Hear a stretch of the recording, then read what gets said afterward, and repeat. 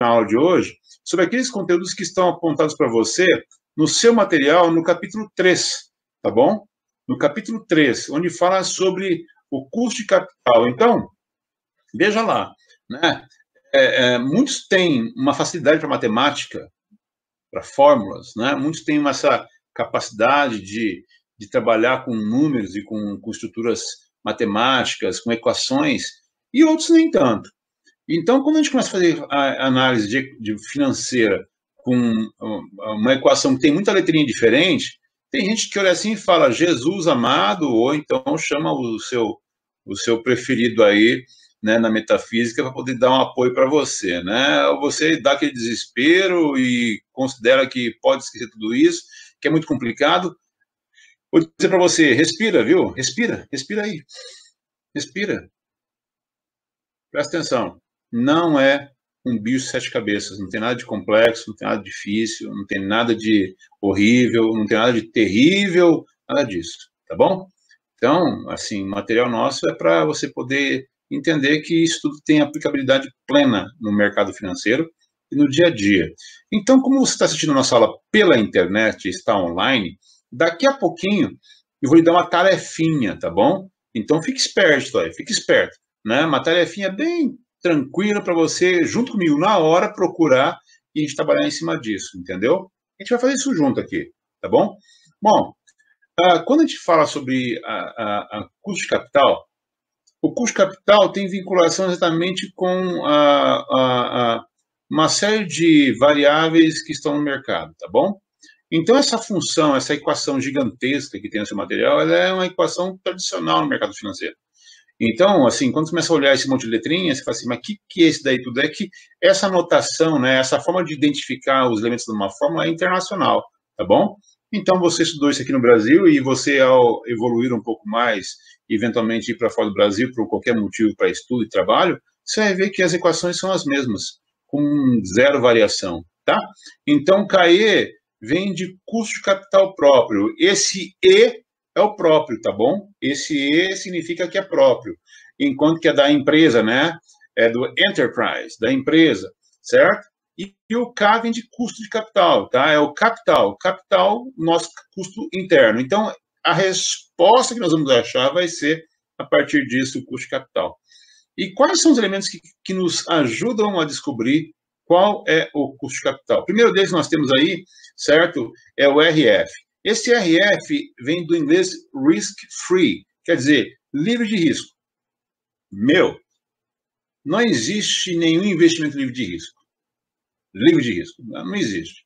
Mas tem aqueles que são de um risco tão baixo que a gente considera quase como sendo absoluto. Então, veja só, sabe aquela história de quem não tem cão caça como gato? Então, existe risco zero? Não, não existe risco zero. Mas existe algum risco cuja chance é mínima? Existe. Então, esse é o nosso risco zero, entendeu?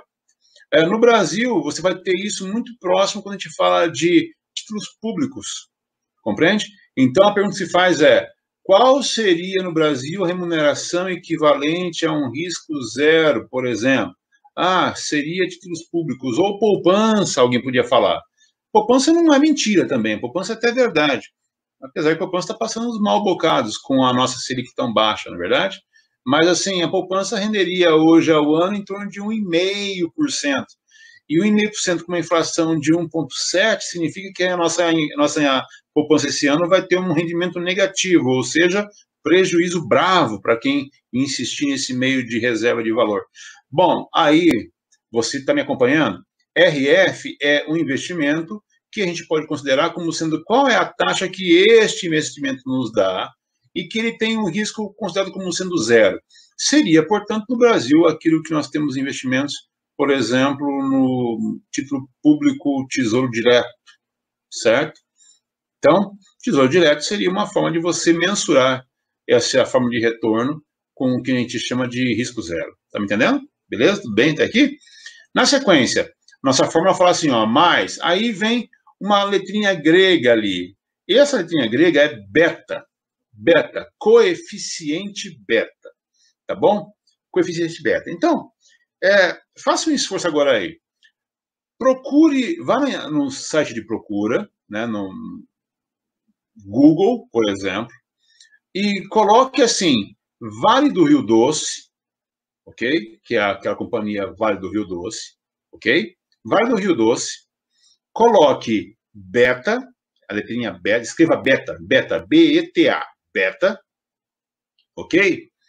E se quiser deixar mais aprimorado, procura naquele site Investing, né? Investing, né? Investing. E faça uma busca. Na hora que você fizer a busca no Google, você vai perceber que ali já dá para você, na própria pesquisa, no site do Google, eu fiz isso agora há pouco, tá? Então eu sei que estou falando para vocês. Já mostra para você ali que no Vale do Rio Doce, pelo site Investing, o beta que está informado, se não me engano, é de 0,82.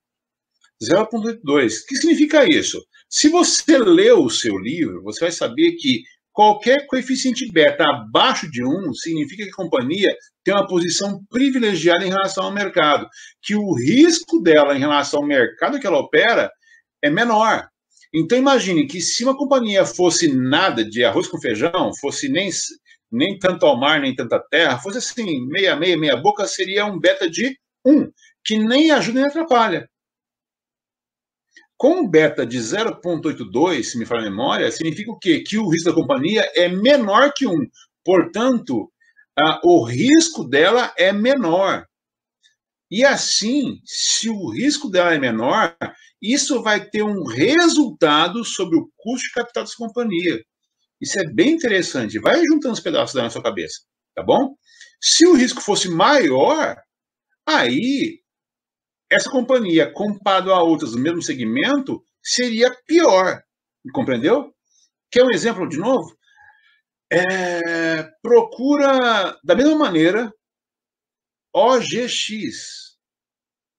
OGX é aquela companhia que pertencia, eu acho que não está mais na mão dele, né?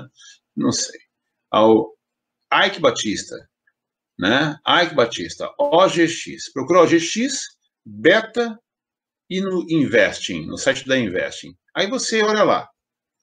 Quanto que está o beta lá da OGX? Né? Eu vou aqui agora, eu fiz agora há pouco e eu acho que estava 2,61. E eu vou pesquisar aqui agora também com vocês no meu celular aqui agora, neste momento. Ó. Então, ó, OGX, beta, Investing. Tá? Investing. Pesquisei. Apareceu. Está no modo avião, né? Para ninguém me perturbar, tá certo. Né? Bem pensado, professor. Só que agora, para pesquisar na aula, tem que precisar desbloquear do modo avião. Né? Então, vamos lá. OGX Beta Investing.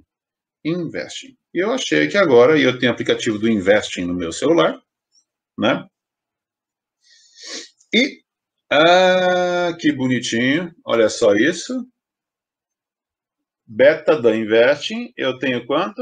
2,61. Tem 2,61. Então, quando comparado uma companhia normal do segmento de energia, que seria como a OGX, seria uma companhia normal, que nem é ruim nem é boa, seria 1. Portanto, a OGX 261 é muito boa ou é muito ruim? Ela é muito ruim. Por quê? Porque qualquer que seja o risco de uma companhia normal desse mercado, dela é 2,61 vezes maior. Louco esse negócio, né? Muito bem. Então, até que tudo bem para vocês? Veja só, então eu tenho, o nosso custo de capital vai ser igual a uma taxa de mercado, muito bom, é isso mesmo, 2,61, né? Nós temos uma taxa livre de mercado, que é a taxa de RF, Risk Free.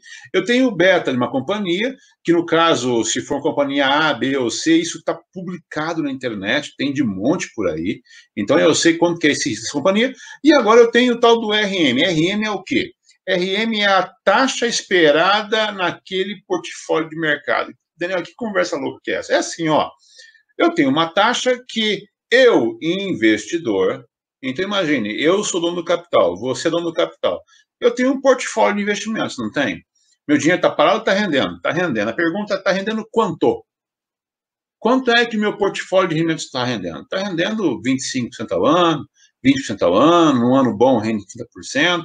Se eu conversava com um empresário da cidade, ele me disse que antes do coronavírus, né, ele estava tendo um rendimento do portfólio dele em renda variável em torno de 30% ao ano, que é espetacular, né? Então, olha só, depende de qual é o portfólio, depende de cada tipo de investidor. Tem gente que tem muito imóvel, tem gente que tem menos imóvel, tem gente que tem mais poupança, menos poupança. Essa soma, essa média da renda variável que ele possui no ano, dá esse RM, entendeu? Essa renda, esse retorno esperado médio do portfólio que ele possui, tá bom? Então, assim, eu, com vocês, desconstruí e simplifiquei essa forma. Essa forma não tem nada de complexo, é tranquila, não é verdade? Mas agora eu quero com vocês pegar o exemplo do seu material, está na página 102, ok? E eu quero só com vocês rapidinho bater esse exemplo, tá bom? Olha só, o seu livro lá, 102, exemplo 1, fala assim, que você e um amigo vão investir e conseguir uma taxa livre de risco no mercado de 14%. Está aqui, 14%. Né? Também tem um rendimento de portfólio de vocês médio de 25%. Está aqui, 25%. E que vocês têm um beta, né? Eu acho que aqui eu acabei comendo barriga na minha colocação na minha fórmula, e eu vou ter que corrigir isso aqui agora, meus queridos, né? Que vocês têm um beta que é de 1,5%, tá bom? Aqui sim, agora sim.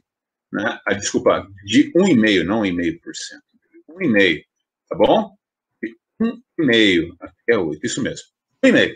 Então, quando você olha isso, estão vendo que estou no Excel, né? Isso aqui é o Excel, nosso Excel. Tá? Quando eu estou no Excel com vocês aqui, o que ocorre? Eu fiz gastei um tempinho e montei assim para parecer fórmula, mas na realidade é só para poder ter graficamente para vocês visível cada coisa no seu lugar. Então aqui eu tenho a taxa livre de risco, aqui eu tenho o beta, aqui eu tenho a taxa de mercado média e aqui eu tenho a taxa livre de risco, que por caso é a mesma, né? Olha só, é SS. Montei isso no Excel. O que ocorre então? Veja só. Você tem um rendimento médio no mercado de 25%, que é o seu rendimento. A taxa que o governo, ou que o título que você tem maior segurança dá no mercado é 14%. E a companhia tem um beta de 1,5%. 1,5% de beta é uma companhia de risco maior ou um risco menor que aquela esperada? Quando eu tenho uma companhia com 1,5% de beta, portanto, o risco que ela tem em relação às suas companhias pares, aquelas que a gente compara no mercado, é maior. Assim, quando você joga isso na equação de custo de capital próprio, o que vai ocorrer? Vai ocorrer que você vai pegar a taxa livre de mercado, que é os 25% menos 14%, e eu vou achar 11%. Em cima disso, eu aplico esse 1,5% do beta e vou achar 16,5%. E sobre este valor, eu vou somar a minha taxa livre de mercado, né, livre de risco, que é 14%. Portanto, eu vou chegar a 30% de remuneração. Veja que interessante. Por exemplo, o que seria isso? É você com um amigo seu se junta para poder montar uma companhia, uma nova empresa, uma startup que está na moda, para fazer um aplicativo, para uma ideia revolucionária, entendeu? Então, tudo isso é possível. Mas veja, a questão é que o risco é muito grande. Se é grande, o beta será também maior. E se o beta é maior, a taxa de remuneração sobre o meu capital posto nessa companhia também vai exigir uma remuneração. É até o único ser somado, meu jeito